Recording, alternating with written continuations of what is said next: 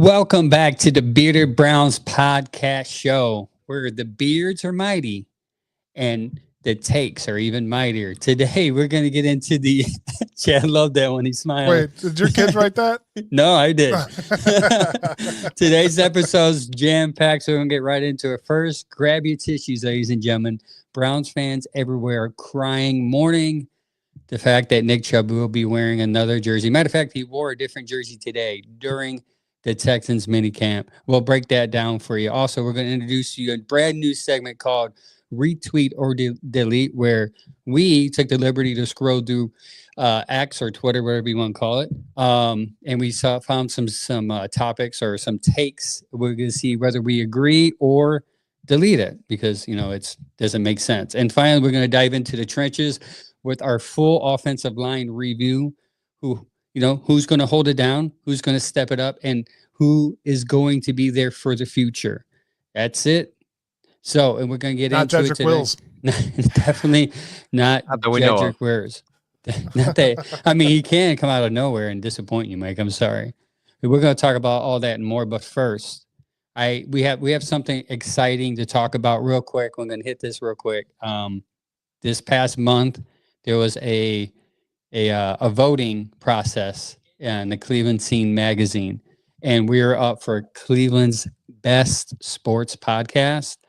And the process was interesting to see because we, our name was on there and people were voting, and then all of a sudden we were in the top 5, and we were like, what? We made it. We made top 5. We did it. All right. Well, next year maybe. With some other amazing sports podcasts as well. Yeah. All 5 of them were pretty good. And then we got the news that we won the best Cleveland sports podcast. So, ladies and gentlemen, not only are you talking to the Bearded Browns podcast, but you're talking to the best sports podcast in Cleveland, folks. Pretty amazing for our second year, right, Mike? How do you feel about it? I was stoked. I got that email, dude, and I had to double take it and reread it again. Then I sent it to you guys. I sent it to my wife, and she's like, "You guys won." I'm like, "No, for real." I had to reread it again. Yeah, and I'm like, "Oh my!" And then Angel emailed them like, "Hey, me and tell me what this says to you." No, it was funny because I thought the same thing Mike did, because it's the way it kind of worked. Well, because I was speed reading because I was excited to see what it said, and it sounded like they said, "Hey, you made the top 3, and you're invited to the Cleveland Scene magazine party that's going to happen in October." So I thought, cool, we made the top 3. They're going to announce the winner there because that's what most award shows would do, right? That's what I thought. So I read it to my wife, and she's like, "You won." I'm like, "No, I didn't. We're in the top 3. They got to get them. They got to get them out so they can release the issue. And by the way, the thing. One of the things for me. So same story. I read it and I'm like, wait. So this they made it sound like we won. So I'm gonna reread that and find out what I'm reading wrong.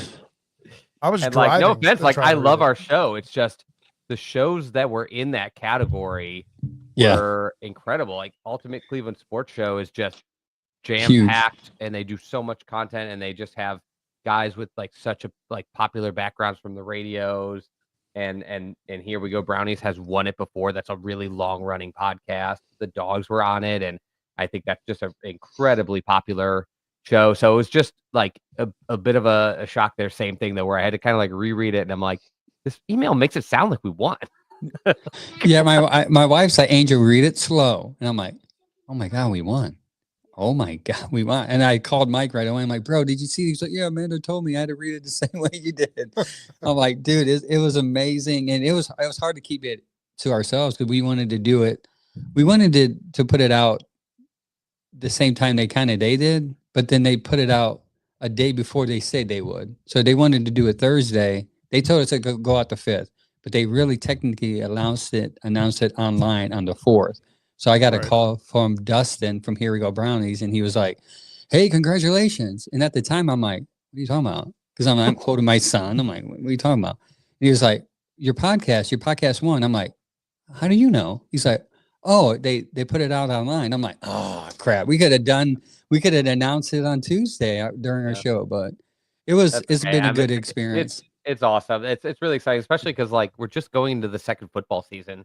Yeah. Of the show. I mean, I joined you guys a little after you got started, but like last season was our first full like NFL season. This is only going into season 2, and so that's pretty fun. It's pretty exciting. It's pretty invigorating, and like it's just like you can't be any more appreciative of anybody out there that voted for us, because it's just like getting started like this is it's just such an incredible thing.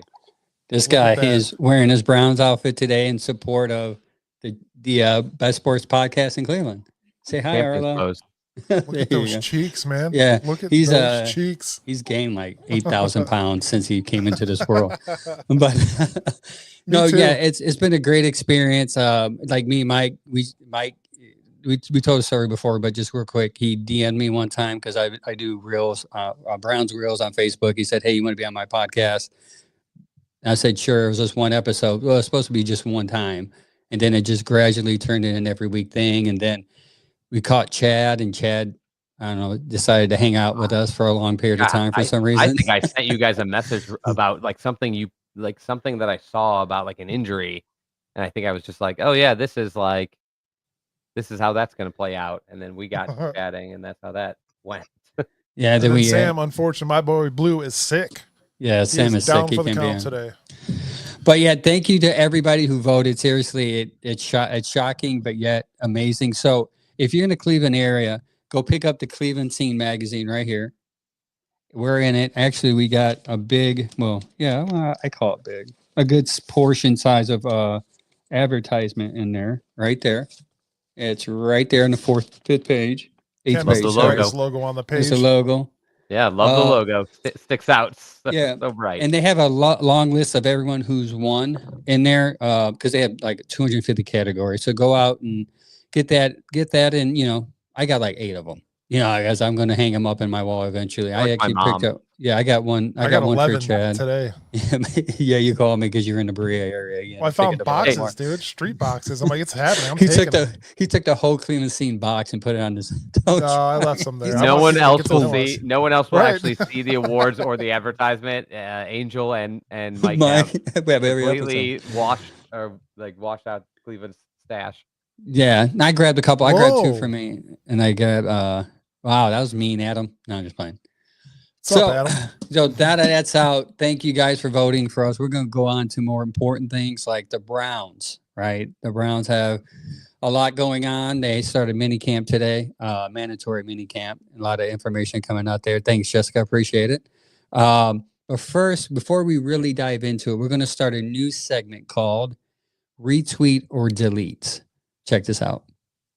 Retweet or delete. So the objective of this is we're going to get 3 tweets throughout the week, and we're just going to, pick out the best ones, and then we're going to share them with you, and we're going to give you our opinion whether we retweet it or delete it, meaning delete, we disagree, retweet, obviously we agree.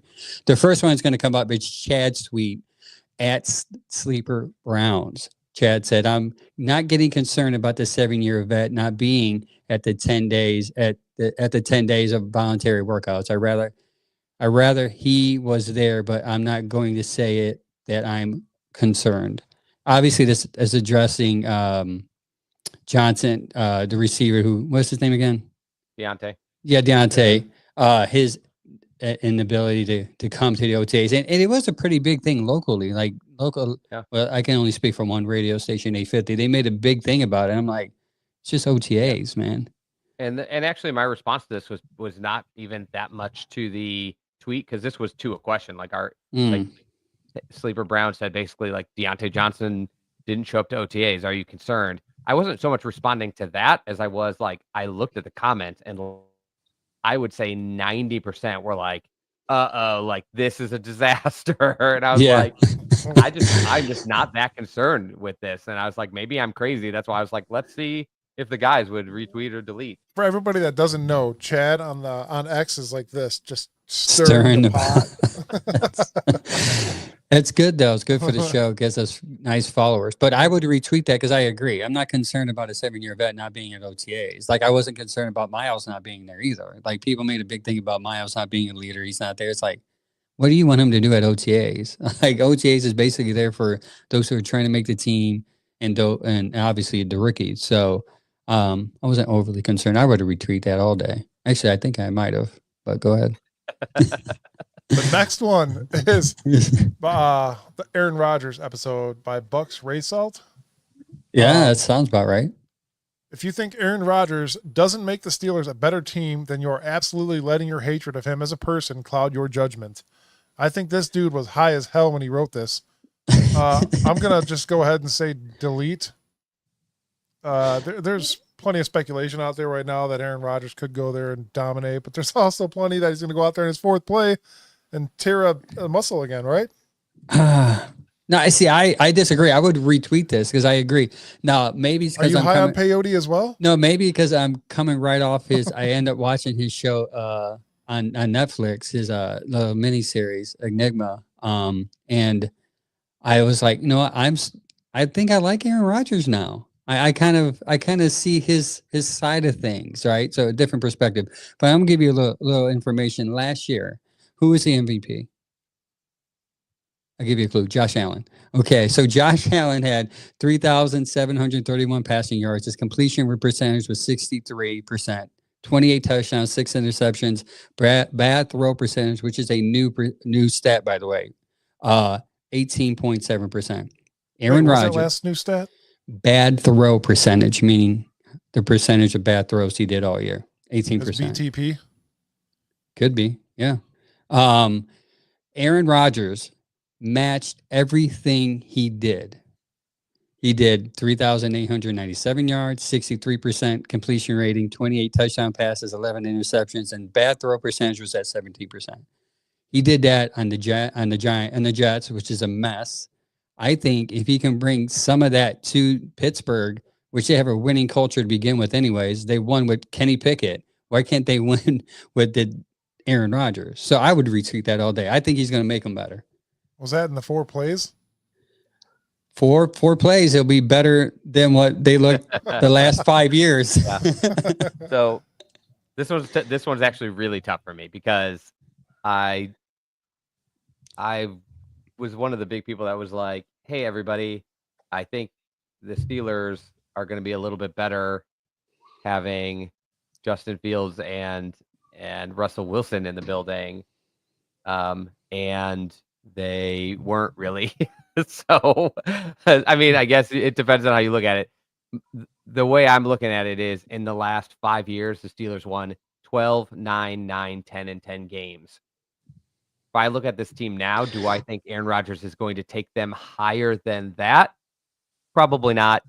So I think he'll make the offense better, but I just don't think the team will be better. I don't think he moves the needle enough that I would retweet it.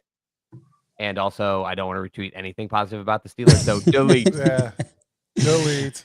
Hey, man, I think I disagree. I think he's going to make the Steelers a little better. I think they might be a sneaky team. Him and DK Metcalf, and I mean, the offensive line does scare me. They're a little scary, but yeah. I think he's a better quarterback than they've had. I just don't know if it's enough to move the needle to make him a huge impact more than like one extra win. But maybe they'll go out and win 13 games and prove me wrong. It's a division rival. Delete. God, I hope not. Next one, Jack Bellardo at Lab Jackson says, I am ashamed and embarrassed to call myself a Browns fan today. And all the other Browns fans should feel the same. This is in reference to Nick Chubb signing with the Houston Texans. Obviously, sent it to Ken Carmen. Yeah, he sent it to Ken Carmen from 92.3 The Fan. I feel this is a bit extreme. I'm not gonna lie to you. Like I have my own. I'll be honest with you. I have my own trauma with the Browns and players and being married to players and being committed to players. I stopped being committed since 1995 when they traded my favorite player ever, Eric Metcalf. I told myself I'll never wear another jersey. I'll never be married to another player, and I kept my commitment. So them getting rid of Chubb to me is just no difference. Like how many players did you marry? I married one at age of 14, 13, 14, 15, and All right, they broke and my we're heart. deleted. No. Yeah, so You broke it, broke your heart. I would delete this all day because I don't think it deserves this much emotion. But that's just me.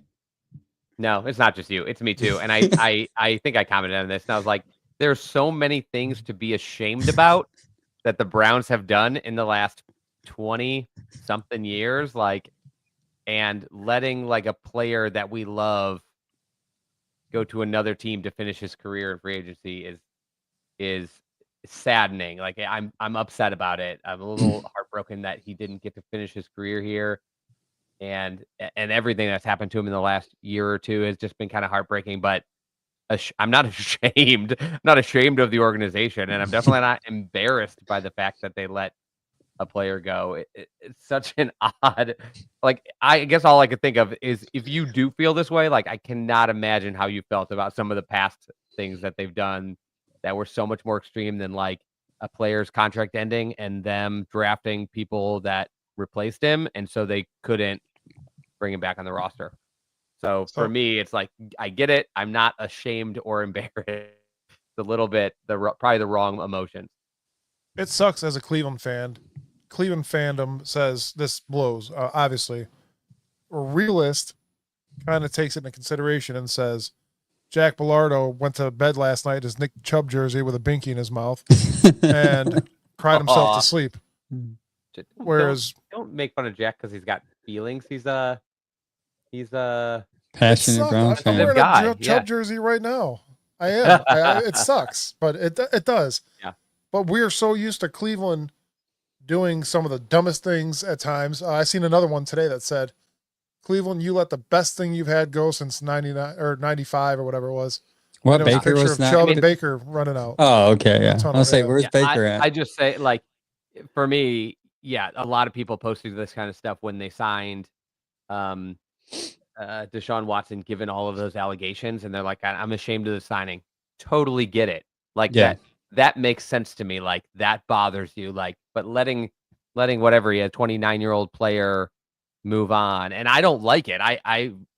I knew as soon as the draft was over, we talked about this on the post-draft show. We talked about the fact that there was almost no chance unless somebody went down like really soon or something happened, they were going to make room for him, especially after that pay decrease where now they have Jerome Ford for almost free for the season. So it's like, that's your running back 3. And they drafted these guys early enough that they're expected to play immediately. And if Quinshon's not expected to start, I don't know how early you have to draft somebody to be a starter at running back. So again, it's just like, I'm upset. I was even sad to have this show because I'm like, we're going to have to talk about Nick, and like, sucks that he's gone. But and that's the thing that I don't understand. Like, Browns fans should have accepted this right after the draft. Like not just us, but other podcasts was like, we don't know about Nick Chubb. I don't think he's going to be on this roster. Like, maybe that's why to me it was just like I was just numb to it because like I was expecting. Well, there was still a ton of accounts out there posting like, you guys watch, he's still going to be back, and I was like, as what? Like a fourth running back? They're not going to have a 5th running back in the room. Like maybe in camp with like guys that will get cut, but you can't. They're already overstacked at quarterback. Like you can only stack these positions so much, and if they're going to spend even a couple million on somebody, I think receiver's probably the issue on the offensive side. Like you need more depth there. Like you've got a couple running backs. So so Nick Chubb goes to the Texans on a 1-year deal worth $2.5 million, and incentives it can reach up to $5 million. Considering what they paid, was it $1.75 million for Ford? You can see maybe that's why this is my opinion, maybe they were eyeing that type of contract for Chubb, and maybe that 2.5 was out of their range. But I could be wrong on that. That's what I thought of when I saw that. A lot of it has to do with like Nick. So I've said a bunch of times, I think Nick Chubb's gonna have a great year.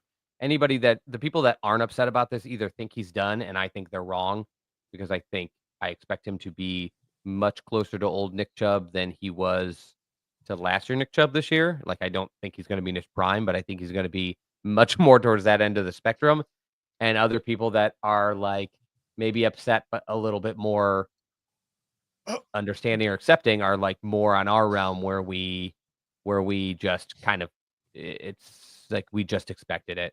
And I think the people that are pissed, really pissed, I think are mostly people who just this whole time have been holding out because they're buying the stories of like, yeah, they're still going to get him back. And it was like, yeah. I know we're going to get a lot of offensive line talk tonight, but I want to hit this comment. I'm taking Jen's advice and say, keep up a comment that you want to talk about. And I'll get to the other comments here shortly, but Joshua says, people thought he'd be back after that injury and doing nothing when he did come back. He's not the same Chubb. Oh, guys, we had Greg Pruitt on last weekend, the running back for the Cleveland Browns. And that guy also said an offensive line is huge for a running back and a quarterback. That's true. Our offensive line was abolished last year, pretty much. From my take, though, I think we talked about this. Like, we talked about it so many times in the offseason when we discussed the surgery, when I did that clinic episode, when we did the running back talk. I didn't think he would even be legitimately able to get on the field until the end of October or early November. He got out a little earlier than that, but we saw what it looked like when he did. Yeah. My timeline was like in November, he may be able to get on the field and like get some snaps, and he's not going to look okay until like as the season ends and probably next year. And he played a handful of games, and before he got to my timeline of when I thought he would be good, he broke his foot and he was out. So, like I said, people can think he's done, and like you can't predict if he's going to have another injury or setbacks or whatever it might be.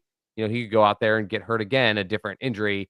But I'm just telling you, like from a rehab standpoint and from like the film of him game by game, like I said, if you want to buy that, that's fine. I think he's going to be pretty good again. In fact, I wouldn't be shocked if he goes out and just toes up with Joe Mixon. So. The only thing I'm worried about is that offensive line has been mixed up this year. They got rid of Tunsil, and I've read reports on a couple of Houston websites that the offensive line had a lot of issues as far as chemistry, because a lot of them didn't get along, so they had to deal away with a lot of them. So hopefully, the new offensive line they formed this year can gel before the beginning of the year to help him and Mixon out, because he won't be running as much. I think Mixon is one right now, which will help Chubb because he'll be fresh. But we'll see how the season plays out. My last question too then is, are you two going to be rooting for him, or just Browns fans in general? Are you going to be? Oh yeah, we're going to have a Chubb tracker on the show. What are you talking about? I told Mike we're going to have a Chubb tracker every week because people are going to compare Q to Chubb. Well, Chubb scored 2 touchdowns. Q and I think scored that's the 1 take. touchdown. I would have a very hard time, unless he went to like the Steelers or Ravens. I would have a very hard time not rooting for Nick. And so I'm just going to have to almost doubly root for Q and Jerome and Dylan to hold down the running back room, because it is going to be miserable if Chubb has a great season and the young guys we have do not get it done. And so that's going to be the tough thing for us as a show too, because it's just going to be Andrew Berry's going to get bombed. Everybody's going to get slammed. And so it's going to be too hard not to root for Nick, but I'm going to have to like absolutely double or triple root for the Browns players to keep up. Oh, yeah, I agree. There's good reason to believe that Q can do now what Chubb can do now, which I do think is a big part of the reason they let him go. Sign him. Yeah. So yeah, we'll see how that plays out. But I do anticipate many Sundays seeing, we should have kept Chubb comments on social media. We heard him about Hunt last year, and Hunt only had like 5 touchdowns. Not even good. Yeah, it's not so even very he's good a goal anymore. line back basically. There will be people out there that probably think like Hunt still has it and Chubb doesn't because of what happened last year. But if I were betting between the two, I'm betting Chubb. Like I said, I put my money where my mouth is. I think Chubb, it's all going to depend on his opportunity. But if he gets it, I think he's going to be pretty good. Yeah, I agree. So on to what we're really here to talk about is the offensive line. No, we got one more thing. All right, go ahead. We got the Haslam's letter to Chubb. Oh, okay. Haslam's love letter to Chubb. Yeah. Mm-hmm. I would. My God, I can't read that. Can you read that? My eyes are bad. I can read that. Okay. So the Haslams said, we want to take this opportunity to thank Nick Chubb for all he's done for the Cleveland Browns. For the last 7 years, Nick gave everything he had to our fans, this organization, and this city. He's always represented our team as a consummate professional and in a manner that showed his passion and love for the game of football. Nick has always been about hard work and letting his play on the field do the talking for him. We are so grateful for the many moments he created on the field that we will never forget. One of the moments that stands out to us the most is him stepping out of bounds at the 3-yard line instead of scoring after a 59-yard touchdown run to ensure victory in a game against the Texans in 2020. Oh, irony. It's a sore subject. Thanks, Irony. guys. Nick always puts winning above any personal accolade, and that is what makes him so special. Thank you for being a Brown, Nick. We look forward to the day we are celebrating your career as a member of our Ring of Honor, which he will absolutely 110% be a Ring of Honor. Yeah, you have to, for sure. I mean, he was before that horrible injury by those stupid team in PA. Oh, sorry. That sucks, but we'll see how he plays. I'll be rooting for him from a Browns fan perspective, if that makes sense. Like, I'll root for you, but if I'm going against you, I'm like, dude, get 10 yards. I'm gonna have trouble because I will root for him, and then I'll see him score, and I'm just gonna shake my head and be like, man, I miss that. I miss him handing the ball off. Yeah. Wait. Go ahead. Hold on. Did anyone nail down if the Browns offered Chubb that 4-year qualifying offer at $2.872 million between the free agency and the draft? That was a basic 1-year deal. As the Browns would have salary cap savings for that deal. If the Browns offered him that, he'd ended up with less money in Houston. That's what we offered him last year. We offered him $4 million, which is the vet minimum, with what was it? I think $13 million in incentives. He's got like the Joe Flacco deal right now. That's what he had last year. Yeah, we don't know what. I mean, at least I don't know what the terms were in the meetings that they have. But I would. I mean, I could just go based upon what they've offered Ford. Now, I know that doesn't make sense because Ford is not a player, Chubb is, but I think they went on affordability. It's like we can only afford this much for a third running back, and we can't move.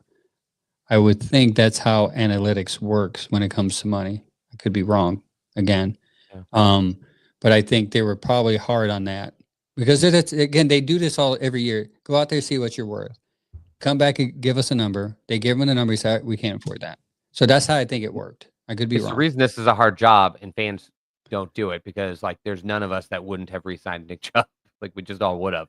But like that's not the job. The job is just running the whole salary cap, looking at the big picture. And I would have had too much trouble not signing him. He means a lot to the fans. I still think he'll be good.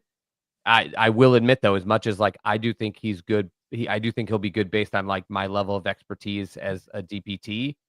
There's no guarantee. Like I thought last year, like, oh, he'll start to be good towards like the last couple of games of the season. Then he broke his foot and you never saw it. Like there is no, I thought our quarterback was going to be, Deshaun was going to be finally coming around like in the early or in about the second half of the season. He didn't make it that far. So like, we'll never know if I was right, but like, that's when I would have expected to see it. So, the Browns are looking at the risk and they're like, well, we barely have room for this guy on the roster. If we cut somebody for him and then maybe he does have health problems, like then, so there's a lot more to it than we want to think about, but it is, there's no getting around the fact that it's just sad. He's one of my favorite He may be my favorite player since we have come back in the league. I wish I knew that feeling. To be a millionaire? Me too. No, yeah. The feeling of having somebody. I like Nick Chubb a lot, but I'm going to miss him for sure. But on to the show topic, the offensive line review. But before we get into that, we need to address the elephant in the room. Somebody posted, we have an offensive line in the comments, and that is a question. Can I answer that comment with a comment? Yeah, go ahead. Okay, so, because I caught him a second ago. So Ed Jadlowski says, run heavy maulers, we're forced to try and block in a very pass-heavy spread offense, and that's why our offense failed last year. Big uglies were not put into a position to succeed. And I think that's a very just easy way to say, like, they had the offensive linemen who we know have been good in the past doing the wrong thing. Yep. And I think he just caught that. There's other factors, but I think that's the biggest one. They had our linemen doing something they hadn't done for their whole careers, doing something that's not the best thing that they do, trying to get a lot of them to do it when they didn't show up to training camp because of their knee injuries, and just saying, okay, go. Yeah. Try this. So it was never a good situation for them. And I'm not saying they'll be great. I would be blown away if they're not better than last year immediately. Yeah, I would agree. Don says the cap hit for Ford is 2.87 mil and 144 for Chubb. Would have been 1.4 or 1.8 for Ford and 1.4 for Chubb. Listen, I don't know. I'm not in their mind. I think they drafted 2 running backs that were young, and they said, we're ready to move on. We're not going to risk it. And the analytics show a running back at the age of 30 with 2 injuries is a risk. And that's also signing him. So the difference is if they have a cut Ford and there may be some cap hits there. Nick was a free agent. So there's nothing, at least as far as I know, but I didn't look into that. But yeah, that's probably a consideration. So on to the offensive line. A couple of things I want to bring up. Last year, some stats from last year when I was doing my research. It's embarrassing, but we need to talk about it. And this is why Chad says they're going to be better this year than last year, because the scheme's 100% right. So what went wrong with the offensive line in 2024? First thing, I have 2. Number 1, pass protection struggles. They allowed 66. Believe it or not, they were in second last year for the most sacks. So who was first? I didn't look. You remember? I can't remember, but 66 allowed the sacks. Raiders. Was it the Raiders? Oh, I was gonna say it might have been the Raiders. And out of those sacks, 373 sacks. They had 373 sack yards lost, which is 3rd most in the NFL at the time. Jack Conklin allowed 7 sacks, which was tied 9th for most amongst tackles, according to PFF. Quarterbacks. Now, a lot of people say, well, it's the quarterback's fault. That's why a lot of sacks happen. So PFF broke it down for you.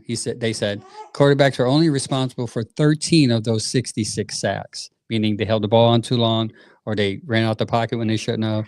13 out of the 66 was the fault of the quarterback, and 7 of that 13 was credited to Deshaun Watson. So you still had 6 more credited to the other quarterbacks to happen.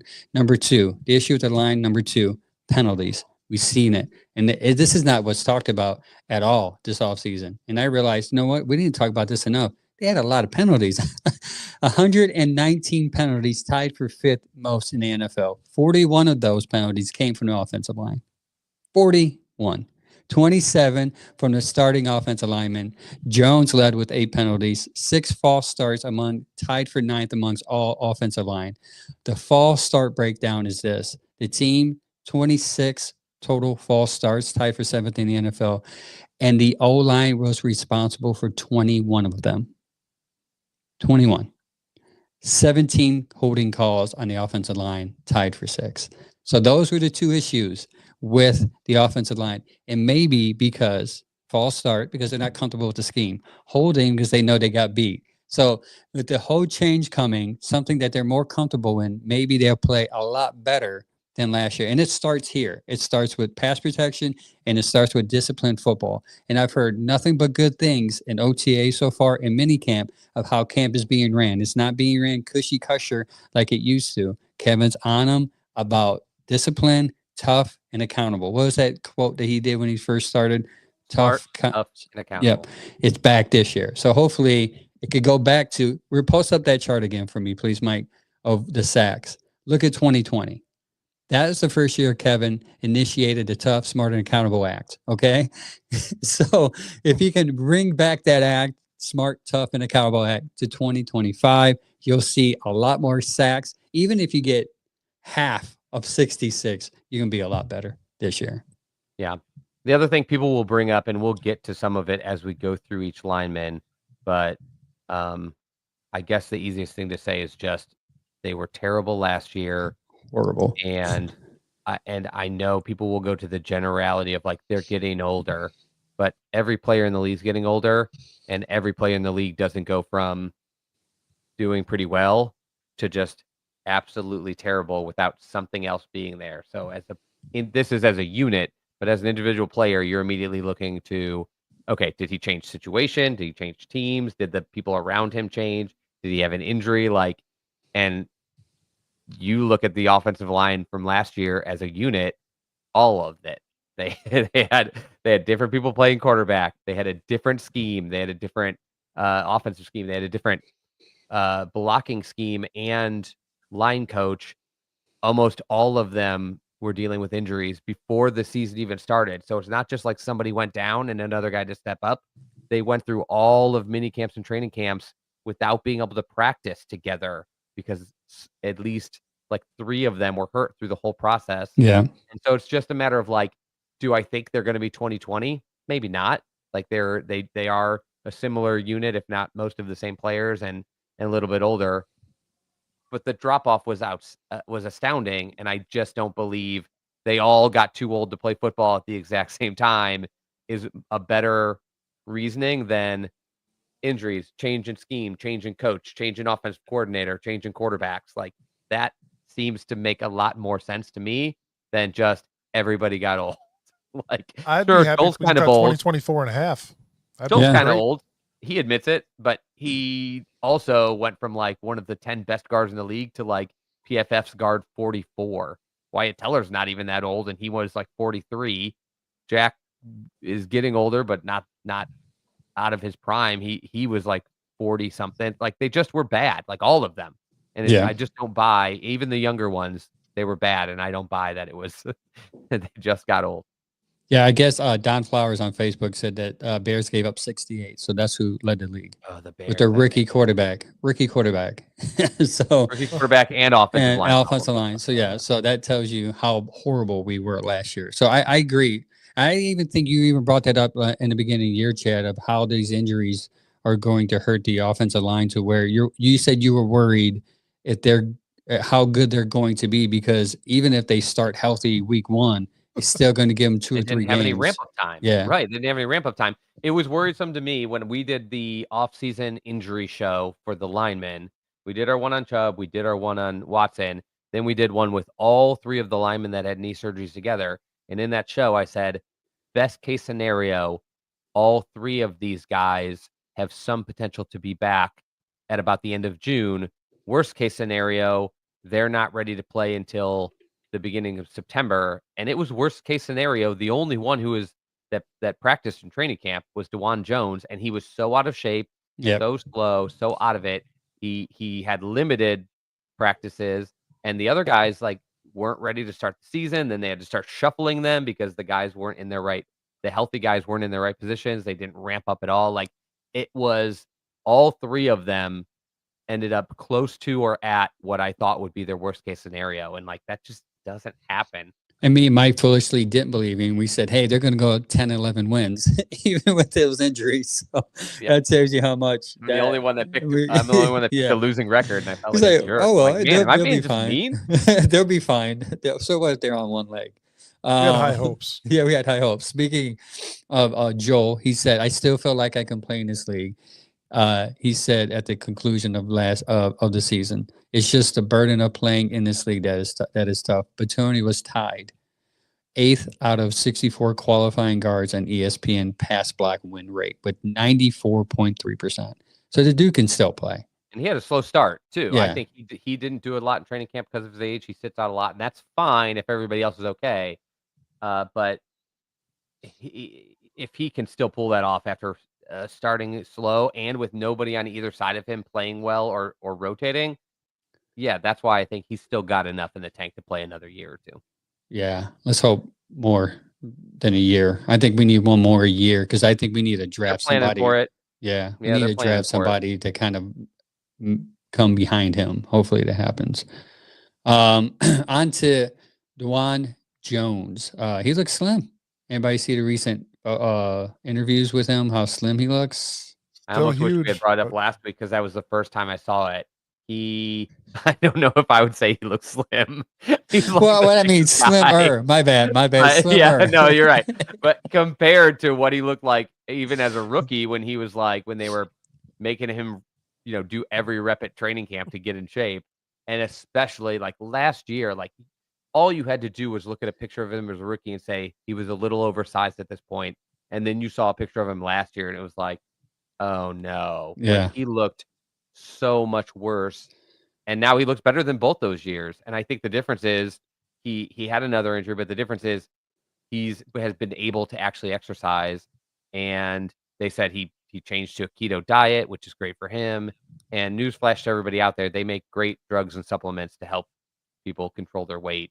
Most linemen are spending all their time trying to like pack on pounds and maintain it. You can hear Joe Thomas tell stories about how easy it was to get some of that weight off as soon as he stopped being a football player, because they are, like I told you, my old roommate was a tight end and he would force down food to try to maintain his weight because the team wanted him in the 260s, and that was not his weight. And again, he retired not that long ago, and I think he lost like 30 pounds just by like stopping playing football. Yeah, just not. I mean, he would come home and like force down. He would eat like breakfast, pre-workout snack facility, breakfast, lunch, supper, and then he would bring home a giant to-go plate to eat again before bed because they work out so hard and he can't afford to slim down and they're lifting so much weight. So it's like the task is keep on your weight. For DeJuan, that's not the task. He's got to work his butt off to stay slim, and he's obviously taking it very seriously. The physical part aside, mentally, this shows a big thing from him, because part of the reason he didn't get drafted higher is people were worried that he would not be able to tackle this. And he absolutely looks like he's taking it seriously, and he is going like all in for what he has to do to be a good player on this team. Yeah. Dude, he's 6'8", and he was 374 pounds. That's a big boy. According to like the website, everybody's like, yeah, 370 my butt. He was easy for. Yeah. But I get it. Like, that's big. And like, so he's got to work on saying a reasonable size. He's not going to get small, and he shouldn't. That's part of what makes him great. He just has to control it. Keep his strength up while taking off. He's still very hard to move. Defensive ends are not going to want to bull rush him. He's a monster. Yeah. But he's got to be able to move, and he's got to be able to take strain off those knees. I mean, you guys, look, Joe Thomas was a small-weighted, like, it's almost unbelievable how good he was at his craft. He just had incredible mechanics, incredible hands, incredible movement. He's what? Like, is he even 40? No. Not even 40. Who cares? Hold on. I think he turned 40 just now. That's a surgery that 70-something-year-olds get. But he just had a hip replacement. Like, that's how much. He turned 40 in December. Takes a toll on your body. You can't have that much extra weight on your lower joints, on your feet, your ankles, your knees especially, and your hips, and even your lower back. You can't have that much strain, because the game already, even if you're a good size, takes its toll on you. And he's not going to last long if he doesn't maintain the size. So I'm so happy to see what he looks like right now. And if you guys haven't seen him, literally Google it and type like something about his weight and this year, and like, he just looks so much more in shape way earlier this year than he has at any point in his career. And they've been practicing him at OTAs, and today been at left tackle. So that's encouraging. If he can be the man that Mike think he is, that would be great. And while we're on him, before we move on from him, because I think everybody loves him, everybody's rooting for him. He is a Buckeye. He's a guy that stepped up when we didn't expect it at right tackle and just was lights out. I mean, if you watch that Steelers game, everybody goes back to where he handled TJ Watt. He was immediately like a Cleveland folk hero on like the level of Peyton Hillis after that one game. People were like, give him a Madden cover. Incredible, right? The last thing I'd say about him is, I don't know if you guys saw the quote from him that he didn't really want to play left tackle. And again, some people found that discouraging, like, what? But I found it like, okay, he's more comfortable at right tackle. He thinks his strength was at right tackle. He thinks his size was at right tackle. What encourages me is he went to left tackle without complaint. He is practicing at left tackle. He's willing to take on the challenge, he said, of left tackle. He's changing his body to fit left tackle better. Like, that's the type of culture and that's the type of leadership that's not like vocal leadership. That's just people on the team will see what he did, and if he succeeds, people will know if I do everything I can and everything the coaches are asking and put it all out there to be successful in whatever they want me to do, that's how you kind of continue to just build culture around guys that are willing to do it. Yeah. Want to see something cool real quick? Yeah. You got a talented guy like DeJuan, who, I mean, he was a great player at Ohio State. He, was high on everybody's board when they drafted him, but I don't think anybody thought they were going to get the player that they got. So, I mean, honestly, I'd put him in there as the starter until Jack can prove that he's back and he's healthy. Nice. That's from the GOAT himself, Joe Thomas. Speaking of more linemen, question: will Zach Zinter and Luke Wimpler show anything this year? Good question, Mike. Wait, can I go back to DeJuan Jones really quick? No, you can always go. This is our show. Do we? Yeah, good point. Good point. Anyways, DeJuan Jones at left tackle. Do you feel confident putting him over in the left tackle, considering obviously that being one of the? No, you don't. I mean, one of the biggest positions. I wouldn't bet on him, but I do. I think I think he's showing, like I said, everything he needs to. But I'm not comfortable. I'm not like, penciled in. Browns found their left. We talked about it. If Josh Simmons was available at 33, I would have been rooting for the Browns to take him, because then you have 3 great tackles. You have one who is set to be a left tackle. So I'm not confident, but I'm not like he can't do it. It's just like he's in a very like show me mode. He's doing everything he needs to do. But like, I don't think any of us should be just like, yeah, it's a lock. Joe feels that way, but I'm not at that level where I can be like, yeah, we're good. Well, Bo Jackson knows, so Joe knows. Right? Joe knows. Joe knows lineman. That's true. This is a second Pickett comment that came through, so I have to address this real quick. Guys, listen. It's just the beginning of a mini camp. Let's give the dude some time. He's still learning. He too is learning a new system, just like Dylan and Shador. So he's on track. Avoid terms like mini, tiny, small, just in any conversation though about Pickett, because I feel like that's just. Oh man, Kenny, sorry, man. Kenny, if you're listening to the podcast, they don't mean that. They love you. We support you. It's just. I don't understand. Just don't give these haters any more ammo. Yeah, go give these. Like, haters. It's a mini camp. You mean mini hands camp? Like, no. Oh, I didn't hear that one yet. But I actually messaged him yesterday asking him to come on to the show. So we'll see what happens. All of this, all over X. It's like shot. Every time he was like, "Oh, the show's pretty good." Now it's not. I'm not. I was thinking about coming on your guys' show, but nope. No. You're done. He's about to get. He's gonna find a show that's excited about him. He just has to watch the Angel Pickett rant episode. And he'll be fine. No way somebody else in Cleveland has gone as high on Pickett as Angel. I'm all in, man. I'm all in. I don't care, Marcus. With the left guard position being huge, obviously we have 3 right-handed quarterbacks, and now since 1989, I believe it was, we have 1 left-handed in Dylan Gabriel. So does that mean? I I feel much better about our left tackle situation if Dylan Gabriel somehow ends up with the start. So Jack Conklin being a right tackle on his blind side? Yeah. Right tackle? I have full confidence, Jack. Anytime he's not hurt, he's great. Good. He just gets hurt too much. Yeah, 100%. We'll see, though. I guess Dylan's been improving week by week, but it's not being talked about. We'll see, though. Will Zinter and Wimpler... Zinter and Wimpler show anything this year? I think we need calling to. Him Wimpler. Wimpler. It's just Wimpler. Wimpler. I heard an M. I thought you called him a wimp. All right, no, Wimpler. He did it again. Wimp. He's a wimp, man, because he hasn't even played yet. Is he a Buckeye?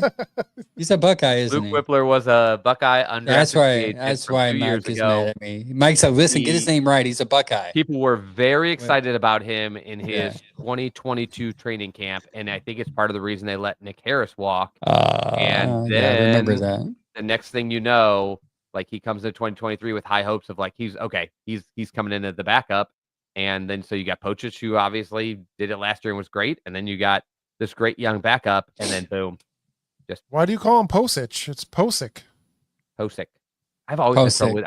I thought I it am was like Pocic Google at today. I am first. on it, guys. I am on it. I've actually, everybody. you can call me out for that. I'll do that a bunch of times because I was originally calling him Pocic, and then I was like Posic, and I just kept changing it. Now I don't remember which one ever right. But anyways, Ethan, if Ethan is out and Luke has to come in, it's just going to be a matter of is he 2 years ago guy or not. But for an undrafted free agent, he showed a lot of good stuff early on.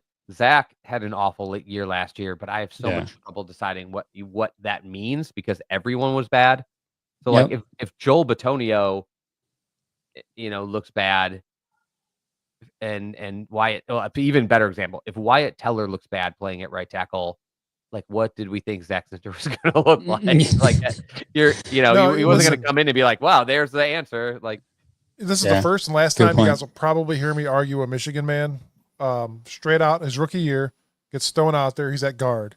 He can play center. He's at left guard. They tried him all over the line. They did move on his rookie year. Right. So you gotta take that into consideration a little bit. I mean, don't cross the guy out just yet. Let him come back a second year. Answer though is, I hope they don't have to show anything because we've had so many friggin' line injuries that it would be nice if like these guys didn't have to come in. But I would feel better about having Luke Whippler. I've still got question marks because it's just he hasn't been around much and he just doesn't. There's not a lot to go on, including like his draft capital. Zach Zinter, like I was surprised we drafted him, but most people agreed he was gonna go pretty early. He was a good prospect, so I tend to lean towards like, well, people were pretty agreeable on that. But I might feel better if a guard went down this season than if a tackle goes down, and we'll get to some of these backup tackles, and I don't think that there's a reason to be terrified, but like, yeah, I think Zach Zinter and Javion Cohen, a pretty nice duo to have sitting behind those tenured guards. Yeah, I agree. The two linemen that they signed in, that they're really looking into them, I feel like a little better about the offensive line, especially the depth compared to last year. I think this is an upgrade. But Cornelius Lucas, he signed a 2-year, $6 million, $500,000, $500. I can't even talk right now. Contract with $500,000. Yeah. Including $2 million signing bonus. Here's the thing I like about him. He played 318 plays at left tackle and 139 at right tackle. So he's versatile. And I think that's why they probably targeted him because I think he was one of the first ones to sign as far as linemen that they went after. Cornelius? Yeah. I think just as being a guy that they were very confident could play swing tackle, like, yeah, it did seem like this was a very clutch person to bring in. Yeah, and these sacks, total hits 0 when he played. This was for last year. And total pressures allowed 12. I mean, that's pretty good. He's a good pass blocker and run blocking. So I mean, good swing, like a good sub guy, swing guy, like you said. And the other guy is Tevin. Did I say that right, Mike? Tevin Jenkins. Jenkins, just want to make sure. He's my autocorrect. He signed a 1-year, $3 million contract. Which the big thing about him though was a lot of people say he has potential to be good, but his issue in Chicago was his injuries. He had a lot of injuries, but I think he was a first, maybe second round draft pick. Yeah, I think so. Either first or second round. He was not as versatile, I don't think. I think he only played in one side. He was, it was left, right? Yeah, left. Tevin Jenkins played 738 plays at left guard. Yes. Yeah, okay, that's what I thought. He sacks allowed 4, 1 hit allowed, and 17 total pressures. Good. I like this. This is the typical Andrew Berry. This guy's hurt a lot. He's going to cost us less money, but let's see if we can maybe help him grow into a better player. And I think that's a typical Andrew Berry signing. Harry, They're hiding a lot of stuff from everybody. We've seen some reels in the OTAs of him moving around, but not. Well, I can answer that, Harry. The reason why you don't see a lot of Junkins is because you're seeing everything Shador.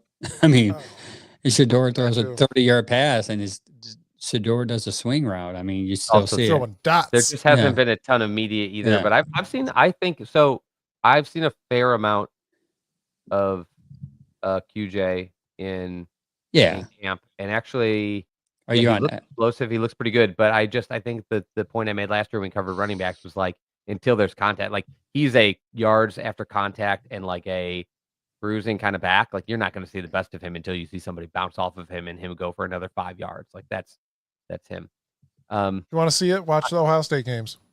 On Cornelius Lucas, I don't have everybody's brought up, but I happen to be looking through his PFF because I thought he was an interesting guy because he had a pretty slow start to his career, where his PFF scores were pretty low. He also didn't play very much. And then now, because he's getting a little older, I did find it interesting in the last several seasons. Let me take a look at how many this is. Yeah, so his last 5 years of grades, he had scores of 74 on PFF, which is really good, bright green, 63, 68, 75. Oh, I got more than that, 79, 72. So you're looking at a guy that got like to his late 20s and just kind of hit his stride. It was 70s, almost 80, mid 70s, almost 70, low 60s, mid 70s again. So you got a guy that just very clearly was either a late bloomer or finally just got his chance, because when you look at his snaps, he just had so many more through most of those years. I don't think he's in that many years left. This is his 11th year. Well, and I don't think he'll play forever, but it is telling to me that I don't expect a giant drop off from a guy who didn't play much early in his career, and all of his scores have almost like consistently been higher the last 5 years than they were his first 4 or 5 years. So, I mean, that's good, especially for a guy who's not expected to carry the load, that you got a guy that can come in and definitely seems like he can still get it done at this age. I'm more worried about the guys who are like, oh, they were 70s for the first 5 years, and then they were in the upper 60s, and now like they're 62. Like you're seeing a pretty clear decline is to me a little more worrisome than a guy who has some variation, but has mostly been higher the last 5 years. Yeah, we'll see how they work out. I hope. I just hope for it. I mean, he's going to be better. I like the scheme. I like what they're doing. They switch everything back, so the offensive line should be happy. On a similar note, Tevin Jenkins has 81, 73, 75 the last 3 years. There's nothing about his actual play when he can keep himself on the field. Yeah, that should be anything but encouraging for people. It's just a matter of let's make sure he's healthy. And again, he's not coming in as like the expected starter, so that's a little less of a concern. I agree. With the offensive line going back to a familiar playing style, what does this mean for the quarterback and the running backs? Well, hopefully a lot more play action.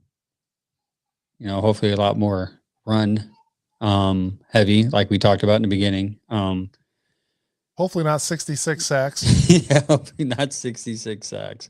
If that's the case, then that would be horrible. I think for the running back, it's clear that this line is going to be a much better run blocking team in this scheme, because we have seen them do it. There's never any guarantees, but like there's no reason to believe they're not going to be a better running team, and they have good young backs to do that. They're all practicing together now for the running backs to get used to, like how quick when Wyatt Teller pulls, can he get out there? Like it doesn't have to be contact to see how fast is this guy and how should I pace myself to stay behind him and then make my cut. And then for me, for the quarterbacks, I think it just takes away a pressure that they had last year of guys are going to be coming after you. You're going to have to make some plays. And not only do I not think those were the guys to do that, I think this is an offense where it's more like if you just do your job, then we should be able to run an effective offense, not go out there and make something happen. Yeah, I agree. We already talked about the left-handed position quarterback, so we can skip that, right? let's move on to this thing. I don't think we talked about this enough. I don't think we talked about this at all. And I thought maybe we should have when the news came out. But a news dropped this week or last week that I think hits the nail on the head here. A lot of people, I don't know if you guys follow it, but the NFLPA brings out report cards for each team every year. So basically, the Browns ranked 30 out of 32 teams as far as the report card is concerned. And normally you want to be higher, not lower to 32. You want to be further away. Normally, you don't want to be third worst. Yeah, you don't want to be closer to the 32 when it comes to that. So, and one thing we're going to hit on right now is the training staff overhaul. And there's a reason for it. I mean, there was a lot of bad grades because obviously, in order to be 30 out of 32, your report card all over is horrible. But basically, they grade the treatment of family, food and dining, nutritionist, locker room, training staff, weight room, strength coaches, team travel, head coach, and ownership. Okay. The best thing on there was the weight room, sorry, and the food. Basically, working out and eating as a Brown, you're going to be great. Treatment of families was a D plus. So that's not good. That's something you have to work on. But one thing that was pretty bad on there is training room is a D plus and training staff was a C minus. And the Browns addressed that this year. Chad, you want to review the training staff? Since this is your expertise, I think you should kind of review it. I think the easiest thing to say is, so Angel's right, this covered so much stuff. And this was a very comprehensive thing. And I'm trying to remember his name, but we talked about it last year and we should have seen it coming. But the Browns basically hired last year, right before the season, a new director of health and wellness. And I think that I think sparked a lot of this. I think that stems from some of these issues they've had with ongoing low grades for some of this stuff. I think I guess I would put it as it was very clear the Browns saw that there needed to be some change, and the way they addressed it was last year they hired Ryan director. Yeah, Ryan Curtis. Who's that? Yeah, is that? Yeah, that's right. Yeah. Yeah. So, and his job, I would guess last year they didn't make a lot of changes. I think his job was to kind of assess what's happening there, and then go in and make those changes after that. And so, what that led to basically, this was what was it? What's his title? Director of Health and Performance. So this is one of those wellness titles where it's you're kind of in charge of training, diet. How do we continue with our health program? And he was a really high level guy with multiple degrees, all having to do with exercise science. And so basically they let go of somebody who had been a Brown 16 years. Yeah, Browns lead in their training and performance camps for 16 years. But I think what this basically came down to was just what we've seen in other areas where it's just time for a full new culture, new regime. And so they brought in a new health and performance coordinator. They brought in a new nutrition staff. They brought in a new head athletic trainer, and they're bringing in more staff. So I think, we may not see even the direct results of this just this season with their first year, but I think the one thing we can take from it is, Jimmy wasn't graded super high as an owner. One do well as an owner, though, is to take this kind of feedback and improve his own score by looking at everywhere that scored bad and pivoting. So we had basically everything besides food and weight room. Right. He's looking at building a new stadium with a majority of the money bulk out of that, except for that 600 million.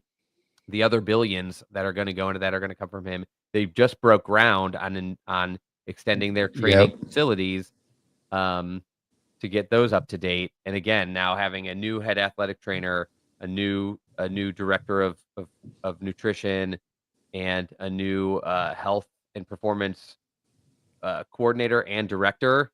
with new staffs. The idea is to completely revamp the culture of the way this team looks at their own health. And that should, injuries are going to happen. There's nothing you can do about a defensive lineman diving through the pile and hitting a running back in the knee or hitting your quarterback around the arm just as he's throwing. Like, those are going to be injuries. What you can avoid is players being in better shape, players having better stretching regimens, players having, good access to massage, ice, cryo, all of these other modalities, players in the off season having a really good training staff and facility that these players come to rather than going off to train on their own. And so the end result of this should be seeing players who are more fit, who are just healthier overall, who are getting everything from like sleep, nutrition, exercise, and recovery all monitored in a new way. Because I don't think it's hard to say that over the last 20 something years, the old way has not been good. The team has been chronically, like, injuries are fluid and injuries are fluky. This team has been so consistently at the top of the list of players that are injured. And I just don't believe that bad luck happens that many times.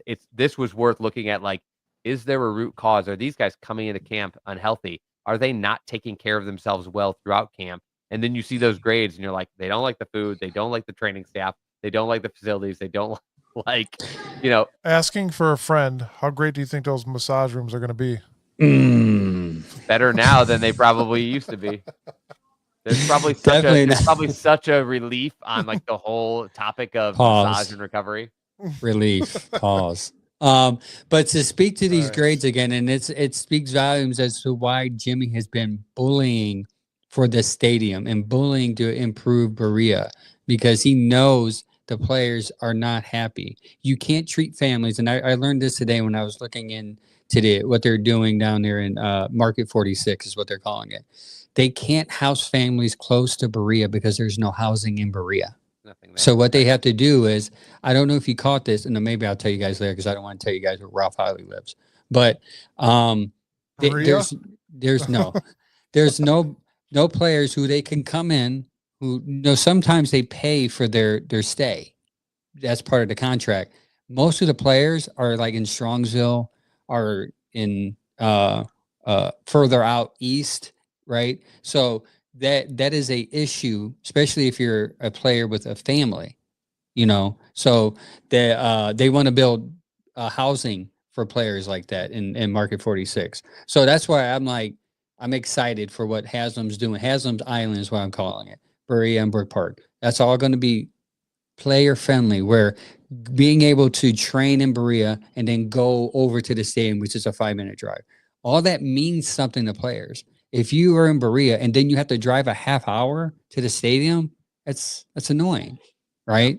And I'll say, for Browns fans are Clevelanders and they're tough. And I think sometimes people look at this stuff and like, oh, it's kind of like these guys, like, they should be playing outdoors, they should be training outdoors, they should so they have to have a tough commute or whatever it is. It's like, these guys know the grades for these other places. And if they're in Cleveland and they're not from Cleveland and they didn't grow up in Cleveland and they don't have the same mentality as everybody that's in Cleveland, and they see the Dolphins training facilities got this grade and they're free agents and they're getting similar offers, they're like, I'll go to that place where everybody seems to enjoy being, where the facilities are good, the families can be closer to where we're training. I mean, these guys' days are long.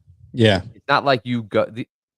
Sean used to go to work at I would wake up for work at 5:30. He was long gone. Montana? And then, Sean. What? He said Sean. He said John. Or I thought he said John. Sean. I was just like, Joe Montana?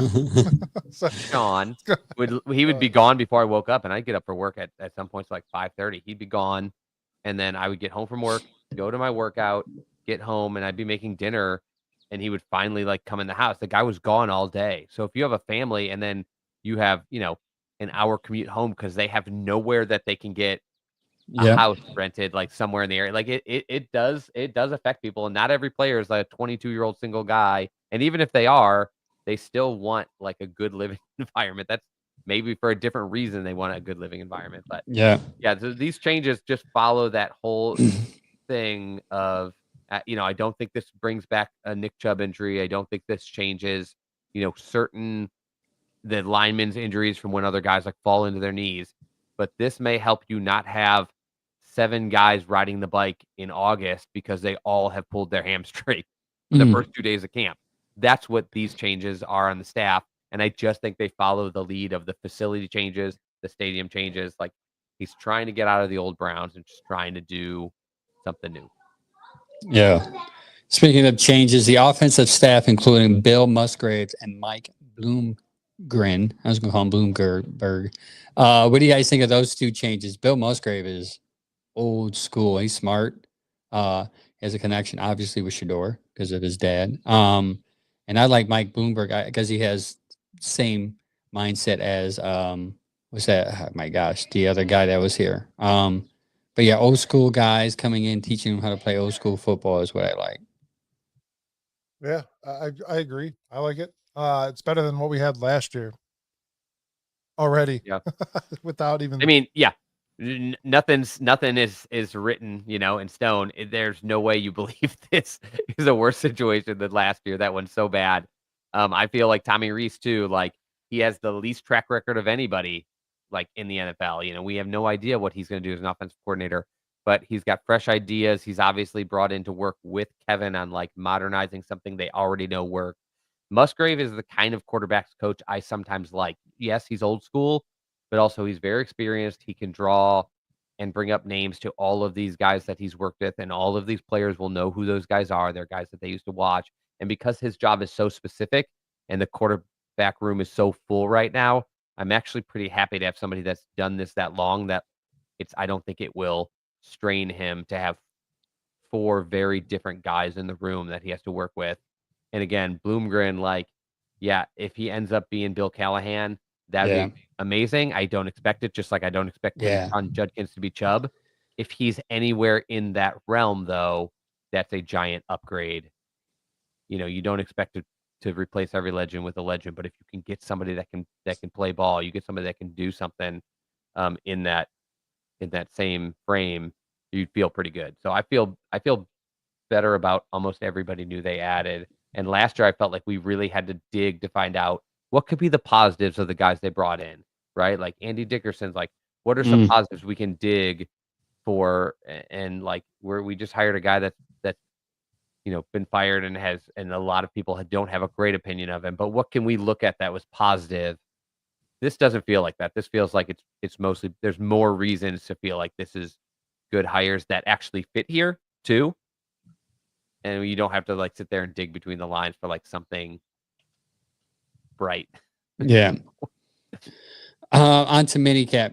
Was one thing you are looking forward to seeing at minicamp, even though it was like 3 days, right? Yeah, it's short. Today, Wednesday, and Thursday. And honestly, if you're not going to play Joe Flacco at all in this set of mini camps, you obviously know the guy's a lock. He knows the offense. So I think I'm more looking forward to seeing the rookies and see what Kenny Pickett can do. With the full team there, that's fair. I think that will be what most people are looking at. And again, we talked about it. Like, if there's somebody that probably doesn't need reps in this, or early on in this set, it's Joe. I didn't know how that would play out because you don't just want to throw the young kids out there and be like, these are not helpful for anybody because you don't know what you're doing. But I think you hit the one that most people are gonna be excited about. So I can give you another one, running backs. Let's go with that one. I'm excited to see the running backs. It'll be interesting to see the minicamp version because now you do have full teams there. You are going to be running full plays. You're going to be running more actual, probably 11-on-11s.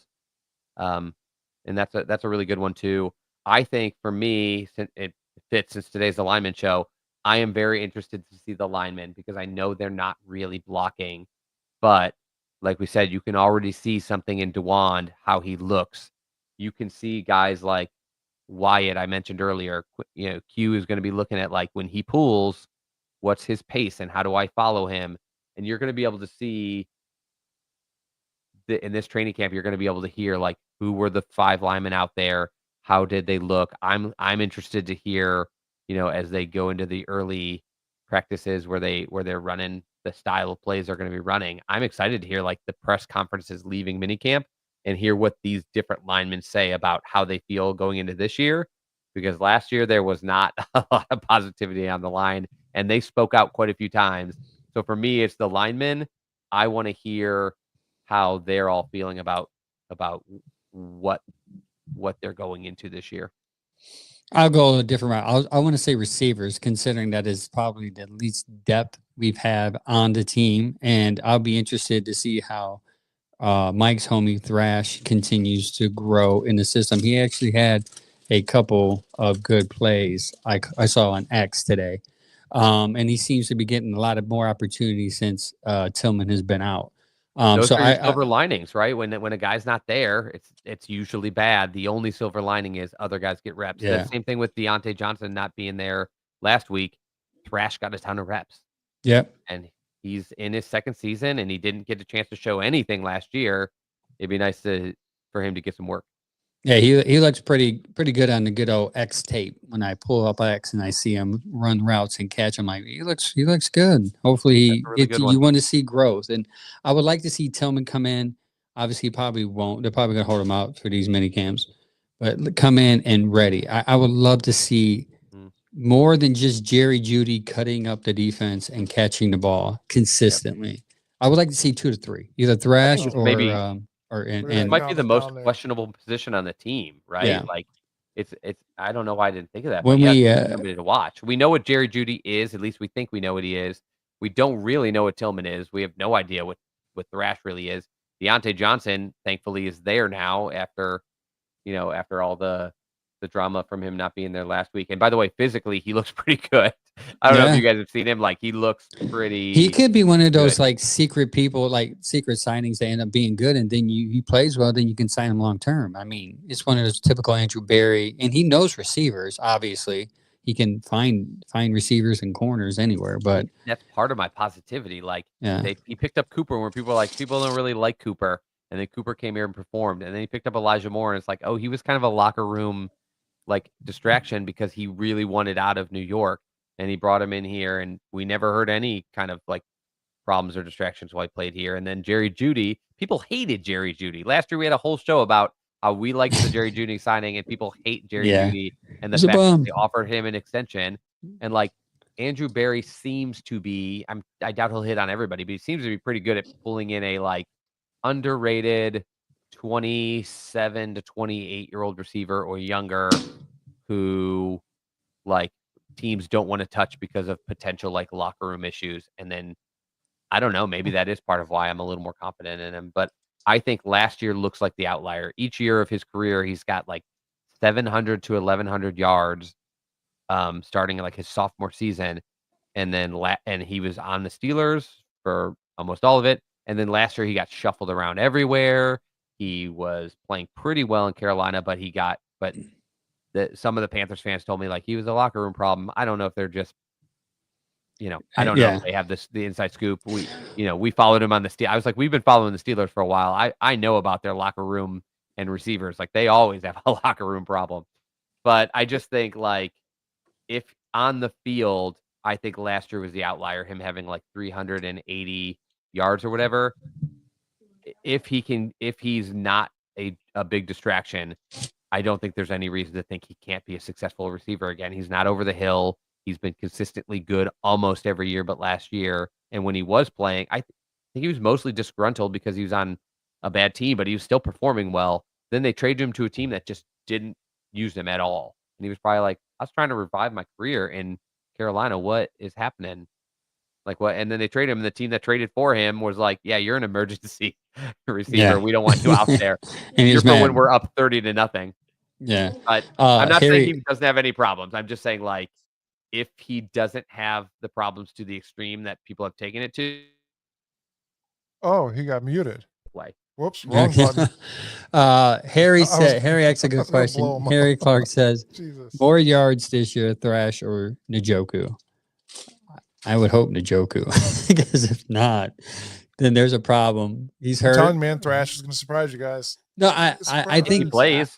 I think both can be true. They'll play. I think Njoku can have the most yards and Thresh can still have a good year. The reason why, because I think it's a 2 tight end set, so the focus is going to be more tight ends at times and receivers. So, so I would hope Njoku. But if Thresh lights it up, man, I ain't gonna complain because that means we have good either receiver 2 coming up, or even I'm not 3. betting on it. I know Mike is, but I'm not betting on Thresh.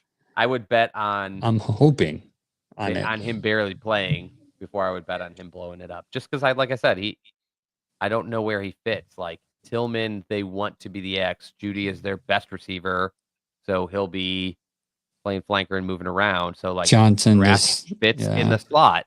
Thrash fits in the slot. So like that's where he can find his role. But you also drafted a pass catching tight end that can take some snaps there. You have Deontay Johnson there that is a much more established career and is a little safer for like this quarterback situation. And like so then you Thrash maybe if he plays pretty well, the next guy up is Bell, man. I love Bell, man. Bell but is he just back can't and stay healthy, man. He just Bell stay. is back, and I have not been super high on him. I wouldn't be surprised if Thrash can pass him on the depth chart, and then it's Michael Wood. So like I'm not saying he's buried on the depth chart. He may be like the 4th guy. I just don't know how many actual targets that gets you enough. It's more of a situation. If this year ended and he looked good with the targets he was given, I'd be pretty excited. I don't need him to have like 600 yards for me to be excited. If he does, I'll be really hyped. But if he just does well on the snaps he's out there, I'm going to feel pretty good about where they got him in the draft and the fact that going into next year, like with Deontay Johnson's 1-year contract and Tillman having some questionable health stuff, like you might not have to panic about one of your 3 starting receivers. So that's my goal for him would be like make yourself a starter for next year by doing a lot with the reps you get this year. Yeah. Anything, if you see anything on X, anything from minicamp grab your attention today, for me, it would be Shador did throw a nice pass down. Yeah. He threw a pretty good pass. And one thing I love about Shador is I'm hoping they give him more reps with the one sooner or later, that he can layer the ball. He can hit spots. I'm like, and I forgot how good he is because it's been so long since I've seen him throw. Watching in Colorado, like when he would throw it to Travis, and it's like, dang, in that tight window, and Travis makes those great catches. But I would give even Gabriel did a tight window throw too. That was good. Did you hear Mary Kay's or read Mary Kay's article or hear any of her like interviews where she talked about how the reason these numbers are tough are because a lot of times Gabriel and Pickett and not this session, but like in OTAs, Flacco were running like 11 on 11s where Sanders 7s only passes were, a lot of them were on 7s or only on red zone drills. And on a lot of them, he was playing. Remember, they said they're going to kind of split the field and one group will be doing one. Yeah. She said she saw a lot where he was alone working on things, his drills on the different field, and the other 3 were running like full play sets on the other field. So that's something that's not talked about enough because it's a sensitive subject for Shador fans is yes, you see 3 touchdowns thrown. It's because he's lined up more in the goal line plays. So he has more opportunities to throw touchdowns. But it's not taking away from what he's accomplishing when he's there. And I feel like there's no balance there. It's like, no, he's doing great for what they've given him. He's doing great with. Now let's see him progress and grow. And I think a lot of it comes from what I've read is his inability right now to call plays in the huddle because he didn't do it in Buffalo as much. So understanding the lingo, communicating it in the huddle, and then breaking the huddle and saying it, that's all the stuff you don't know, man. Yeah. We talked about this before. When they watch film, when they grade players, when they grade prospects, like you don't know what's in the interviews, you don't know what's in the film room. And for him, I don't believe that they're going to like hold him back. I think I agree more with you. There's probably a chance that they can only have reps so many ways.